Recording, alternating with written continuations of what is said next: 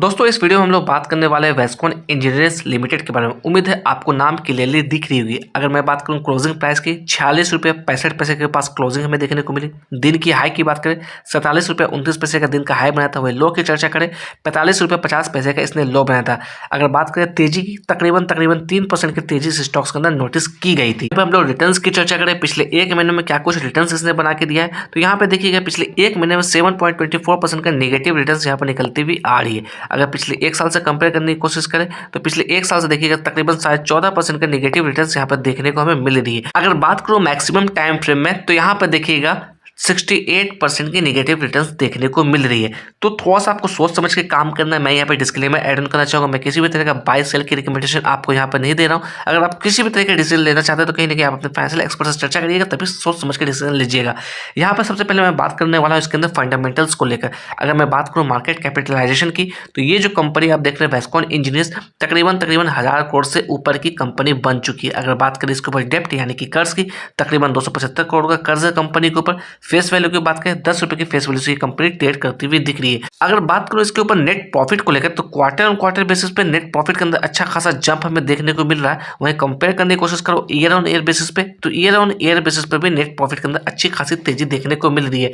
But मैं यहाँ पर बात करने वाला हूँ लाइबिलिटीज की, जहां पर क्वार्टर ऑन क्वार्टर बेसिस पे नेट प्रॉफिट के अंदर अच्छी खासी जंप देखने को मिल रही है। वहीं पर लाइबिलिटीज की हम लोग बात करें तो लाइबिलिटीज भी लगातार बढ़ती हुई आ रही है इस कंपनी के ऊपर अकॉर्डिंग टू टिकट है। अगर चर्चा कर लेते हैं हम लोग परफॉर्मेंस की, तो परफॉर्मेंस यहाँ पर देखिएगा लो नजर आता हुआ दिख रहा है। वैल्यूएशन की बात करें, वैल्यूएशन यहाँ पर एवरेज नजर आता हुआ दिख रहा है। ग्रोथ की बात कर लेते हैं, ग्रोथ यहाँ पर एवरेज नजर आता हुआ दिख रहा है। तो एक स्मॉल कैप की कंपनी आपको सोच समझ के काम करना है, किसी भी तरह की जल्दबाजी नहीं करनी है। अगर यहाँ पर मैं थोड़ा सा आपको दिखाने की कोशिश करूँ फोरकास्ट एंड रेटिंग्स को देखकर, तो देखिएगा किसी भी एक्सपर्ट ने इसे अभी तक कवर नहीं किया है। अगर प्रमोटर होल्डिंग्स की हम लोग बात करें, देखिएगा टोटल प्रमोटर्स होल्डिंग 31.11% की हिस्सेदारी है। म्यूचुअल फंड के पास बात करें, एक भी सिंगल शेयर यहाँ इनके पास नहीं है। डीआईएस की बात करें, इनके पास भी एक भी सिंगल शेयर यहाँ पर नजर नहीं आता हुआ दिख रहा है। एफआईएस की बात करें तकरीबन 2% की हिस्सेदारी है।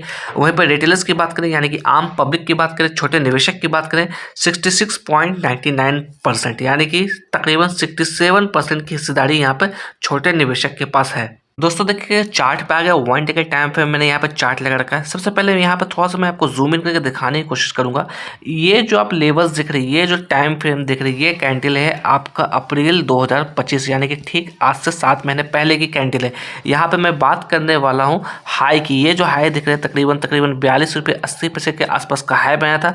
और डाउन साइड में हम लोग सपोर्ट की बात करें तकरीबन 32 रुपये के आसपास का इसने बॉटम बनाया था। अगर यहाँ पे मैं बात करूँ तो ये जो लेवल्स दिख रही है, ये कैंडल है आपका मई का। मई में इसके अंदर हमें गैप अप देखने को मिला। गैप अप खुलने के बाद देखा जाए तो एक सिंपल सा साइडवेज जोन में ट्रेड कर रहा था, या सिंपली कह सकते हैं एक बॉक्स में ट्रेड करता हुआ दिख रहा था।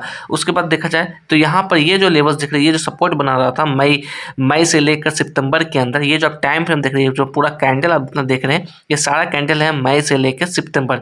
यहाँ पर इसने बॉटम बनाया तकरीबन 48 रुपये के आसपास। उसके बाद देखा जाए तो इसके अंदर अच्छी खासी ब्रेकआउट देखने को मिली और इसने लेवल्स को अचीव किया तकरीबन 72 रुपये के आसपास, 74 रुपये के आसपास अक्टूबर के अंदर। उसके बाद देखा जाए तो एक तरफा कहीं ना कहीं प्रॉफिट बुकिंग इसके अंदर देखने को हमें मिल रही है। अगर अभी हम लोग बात करें तो यहाँ पर देखा जाए इसी लेवल के आसपास इसने सपोर्ट बनाया। ये लेवल्स वही है जो कि अप्रैल के अंदर इसने अपना हाई बनाया था तकरीबन 42.80 के आसपास, यानी कि ये रेजिस्टेंस अब एज ए सपोर्ट के तौर पे यहाँ पर काम करता हुआ दिख रहा है। अगर यहाँ पे मैं बात करूँ अप साइड में रेजिस्टेंस लेवल के लिए, ये जो बॉटम देख रहे हैं यानी कि जो मई से लेकर सितंबर के टाइम पीरियड में ये ट्रेड करता हुआ दिख रहा था, यहाँ पर बॉटम में था 48 रुपये का। यही level as a resistance level के तौर पे होता हुआ दिख सकता है। मैं सिर्फ और सिर्फ पॉसिबिलिटी की चर्चा कर रहा हूँ। अगर मैं बात करूँ इसके लिए 50 DMA के बारे में, तो इसकी 50 DMA की वैल्यू निकलती हुई आ रही है तकरीबन 52 रुपीज़ के आसपास। वहीं पर मैं चर्चा करूँ इसके अंदर वॉल्यूम को लेकर, तो लास्ट ट्रेडिंग सेशन के दिन अप्रोक्स 12 लाख के आसपास की वॉल्यूम नोटिस की गई। वहीं पर डिलीवरी और परसेंटेज की बात करें, डिलीवरी तकरीबन 38% की इसके अंदर नोटिस की गई थी। अगर मैं टाइम फ्रेम को 1 डे की जगह पर मैं 1 वीक में करके दिखाने की कोशिश करूँ आपको, तो मे भी कहीं ना कहीं आप थोड़ा देख पा रहे होंगे। ये देखिएगा ये लेवल्स आपके पास निकलती हुई आ रही है। यहाँ पे अगर मैं बात करूँ यानी कि जुलाई 2023 के अंदर ठीक इसी लेवल्स यानी कि 48 रुपये के लेवल से ही इसके अंदर ब्रेकआउट हमें देखने को मिला था। तो मे भी ये एज ए रेजिस्टेंस के तौर पर काम करता हुआ हमारे लिए दिख सकता है।